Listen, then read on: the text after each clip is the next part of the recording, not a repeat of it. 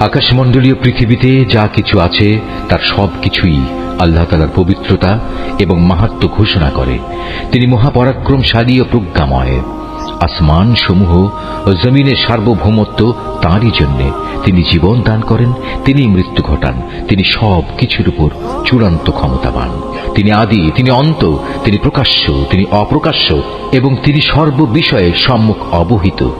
তিনি হচ্ছেন সেই মহান সত্তা যিনি 6 দিনে আসমান সমূহ ও জমিন সৃষ্টি করেছেন। অতঃপর তিনি তার আরশে সমাসীন হন। তিনি জানেন যা কিছু এ ভূমির ভেতরে প্রবেশ করে, আবার যা কিছু ভূমি থেকে বেরিয়ে আসে। আসমান থেকে যা বর্ষিত হয় তা যেমন তিনি জানেন, আবার আসমানের দিকে যা কিছু ওঠে তাও তিনি অবগত আছেন। তোমরা যেখানেই থাকো না কেন তিনি তোমাদের সাথেই আছেন। তোমরা যা কিছু করছো আল্লাহ তাআলা তার সব কিছুই দেখছেন।